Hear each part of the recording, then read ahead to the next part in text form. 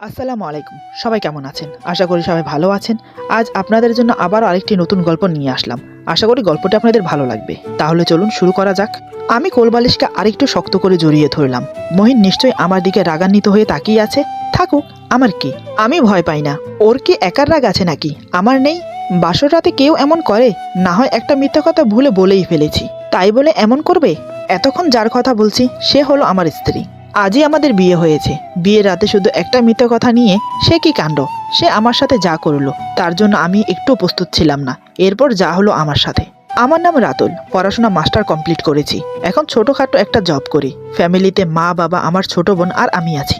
আমাদের ছোট্ট সংসার বেশ সুখেই কাটছে আমাদের দিন। এরই মধ্যে আমার বিয়ে ঠিক হলো। মেয়েটার নাম মহিন, যার সাথে আজকে আমার বিয়ে হলো।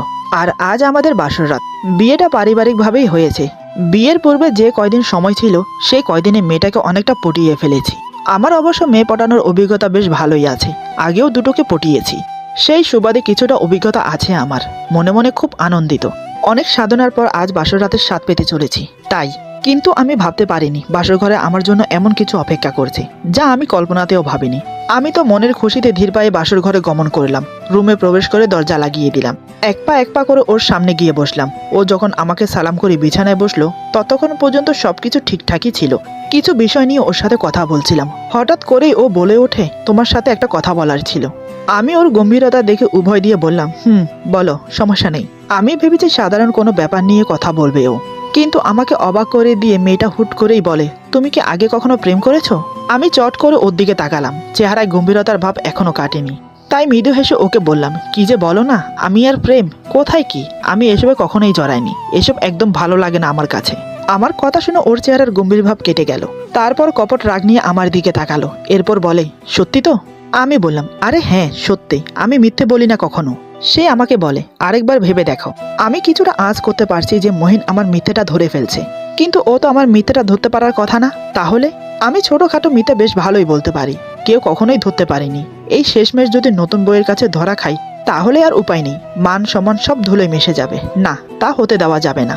আমি গলা খাকনি দিয়ে বললাম, আরে ভাবার কি আছে? আমি কি মিথ্যে বলছি নাকি? যা সত্যি তাই বললাম। মহিন বলে, ও তাই না? সত্যি বলছো আমার কাছে? আমি বললাম, তুমি তো আমার জান পাখি, তোমার কাছেই তো সত্যি বলবো নাকি? সে আঙ্গুল উঁচিয়ে বলে, একদম ন্যাকামি করবে না। কি ভেবেছো কি আমি কিছুই জানি না? আমি সব জানি। আমি বললাম, কি কি কি জানো তুমি? সে বলে, রূপা এবং নিতুর সম্পর্কে সবকিছু জানি আমি। এবার আমি অনেকটাই চুপসে গেলাম। অবশেষে বইয়ের কাছে ধরা খেতে হলো। আমি মাথা নিচু করে বললাম, দুর্ভাগ্যের ব্যাপার হলো এরা দুজনের একজনও আমার হয়নি। দুজনেই আপন স্বামী নিয়ে বেশ আয়েসে আছে। ও কিছুটা ঝাঁঝিয়ে বলে, চুপ করো, এই মুখ নিয়ে কথা বলছো কিভাবে? যাও বালিশ নিয়ে ফ্লোরে শুয়ে পড়ো। আমি বললাম, কেন? ফ্লোরে শুবো কেন? মহিন বলে, এটা তোমার শাস্তি। মনে মনে বলি, শালার ওই দুই মাইয়ার জন্য আজ আমার এই অবস্থা। হাতের কাছে পেলে কয়েকটা দিতাম। ও বালিশটাকে আমার দিকে বাড়িয়ে দিয়ে বলে, যাচ্ছ না কেন? জলদি যাও, আমার ঘুম পাচ্ছে, আমি ঘুমাবো। আমি কিছু একটা ভেবে বালিশটাকে রেখে উঠে দাঁড়ালাম। আলমারি খুলে আমার বইয়ের শত্রুকে খুঁজতে লাগলাম এবং কাঙ্ক্ষিত জিনিসটা পেয়েও গেলাম। কোল বালিশটা নিয়ে এগিয়ে গেলাম খাটের দিকে। ও আমার হাতে কোল বালিশ দেখে কিছুটা অবাক হলো, তবে কিছু বলল না। আমি কোনো কথা না বলে চট করে শুয়ে গেলাম খাটে। বললাম, খাটটা তোমার না, আমার বাবা কিনে দিয়েছে। যদিও এবার বলবে আমারও সমান অধিকার আছে, তাই আগেই তোমাকে অর্ধেক দিয়ে দিলাম। যাও, খাটের বাকি অংশ তোমার। এই বলে শুয়ে গেলাম। ও কিছু না বলে আমার সাহস দেখে অবাক হলো। সে নিজেও কিছু বলল না, চুপচাপ বসে রইল। আমি কোলবালিশ জড়িয়ে ধরে আর চোখে ওর দিকে তাকালাম। ওর মুখটা কেমন জানি আষাঢ়ে আকাশের মতো হয়ে গেল। রাগ আর কান্না মিশ্রিত মুখটা দেখে আমার কেন জানি মায়া হলো। আমি বললাম, কি ব্যাপার, বসে আছো যে? ও কিছু বলল না, অন্যদিকে মুখ ফিরিয়ে আছে। আমার আবারও খুব মায়া হলো ওর প্রতি। আমি উঠে বসে ওর দিকে তাকালাম। আস্তে করে ওর হাতটা ধরলাম। ও ঝটকা দিয়ে নিজের হাত ছাড়িয়ে নিল। আমি আবার ধরলাম, ও আবার ছাড়িয়ে নিল। আমি ওর চুপ থাকা দেখে বললাম, কি হয়েছে, এমন করছো কেন? ও আবার আমাকে ঝাড়ি দিয়ে বলে, তো কি করব, আমি নাচবো? আমি মাথা নিচু করে বললাম, দেখো, ওরা আমার অতীত ছিল। ওদের নিয়ে আমার যত স্বপ্ন ছিল সব ভেঙে গিয়েছে। সময়ের সাথে সাথে সব ধুলোয় মিশে উড়ে গিয়েছে হাওয়ায়। হ্যাঁ, আমার কষ্ট হয়েছিল, কিন্তু সময়ের সাথে সাথে আমি নিজেকে সামলে নিয়েছি। আমার সবকিছু এখন তোমাকে নিয়ে, মিহিন। তোমার চরিত্র প্রবেশ করেছে আমার জীবনের নাটকে। যতদিন এই নাটক স্থায়ী হবে ততদিন তোমাকে বেঁধে রেখে দেব। ভালোবাসার বাঁধনে আবদ্ধ করব তোমাকে। এখন আমার কাছে তোমার চরিত্রটাই বেশি প্রয়োজনীয়, মিহিন। প্লিজ অতীতের জন্য আমাকে কষ্ট দিও না, প্লিজ। কিছুটা অনুয় করে বললাম, একেবারে নরম সুরে, যেন মন গলে যায় মেয়েটার। এই কয়দিনে মেয়েটাকে খুব ভালোবেসে ফেলেছি আমি, তাই ওকে হারাতে চাই না। ও কি জানি ভাবলো, রাগের আভা অনেকটাই মুছে গিয়েছিল ওর মুখ থেকে। আমি কিছুটা খুশি হয়ে ওর হাতটা ধরলাম। ও কিছুক্ষণ কিছু বলল না। আমি আরেকটু খুশি হলাম। ও আমার মুখের দিকে তাকিয়ে আবার নিজের হাত ছাড়িয়ে নিল। মুখে আবার পূর্বের ন্যায় রাগের আভা চলে এসেছে। মিহিন বলে, কি ভেবেছো নরম কথা বলে আমার মন নরম করবে? এত সহজ নয়, বুঝলে? তোমাকে অবশ্যই শাস্তি পেতে হবে। আমি আরো নরম হয়ে বললাম, আচ্ছা আমার দোষটা কি বলো? প্রেম করেছি, এটাই আমার দোষ? সে বলে, ওমা, প্রেম তো আমিও করেছি। আমি যদি প্রেম না করতাম তাহলে তোমার প্রেম করাটাও দোষের হতো। তোমার দোষ হলো তুমি মিথ্যে বলেছো আমাকে, এটাই তোমার দোষ।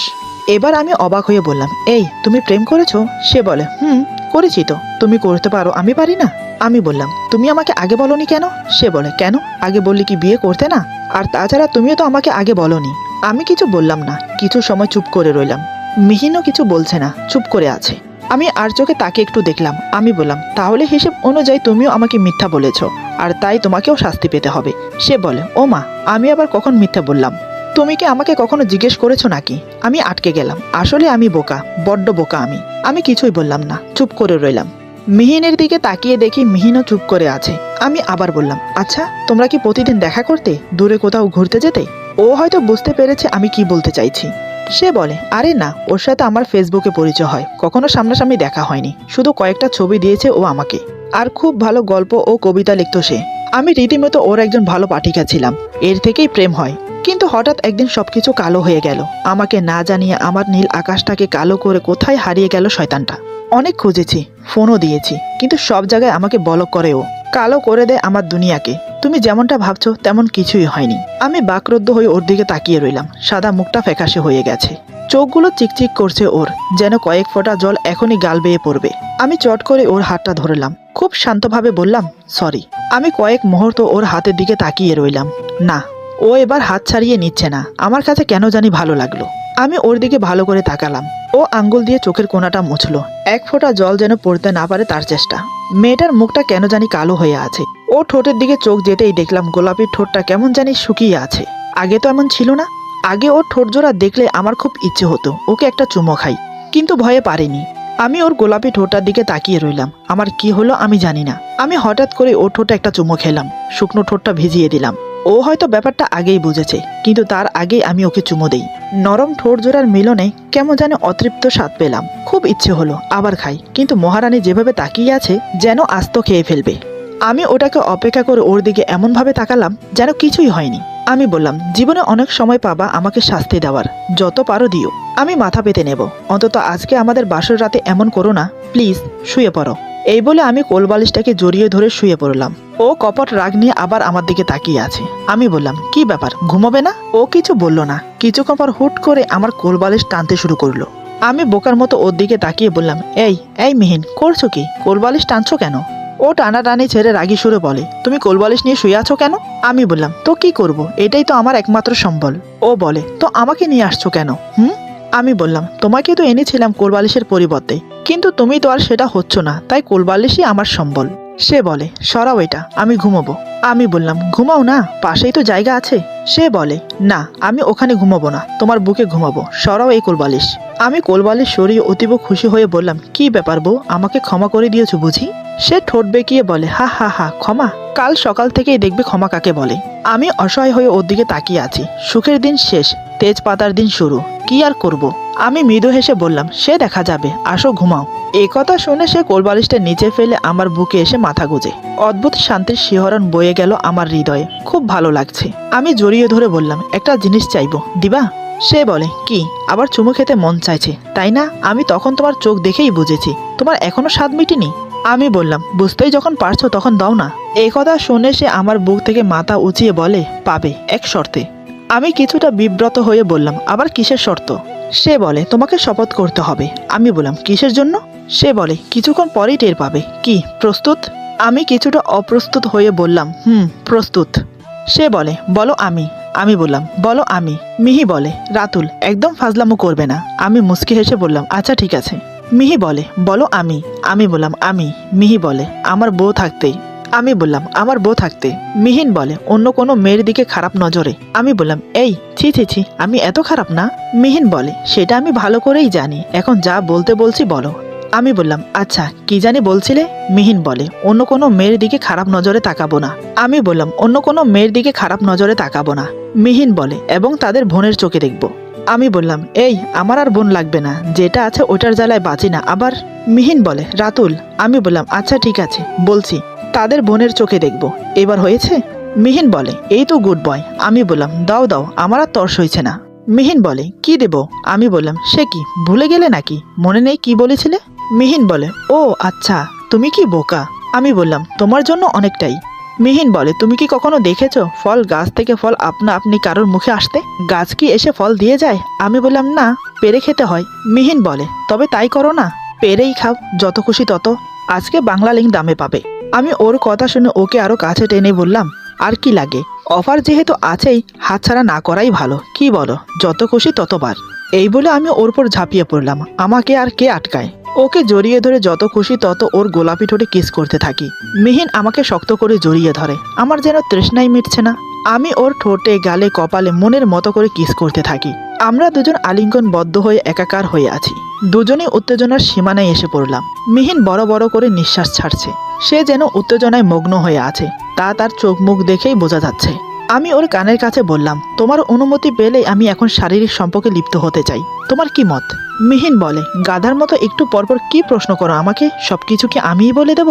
বুঝতে পারলাম আমার কথায় সে লজ্জা পাচ্ছে। আমি মুচকি হেসে আর কোনো প্রশ্ন করলাম না।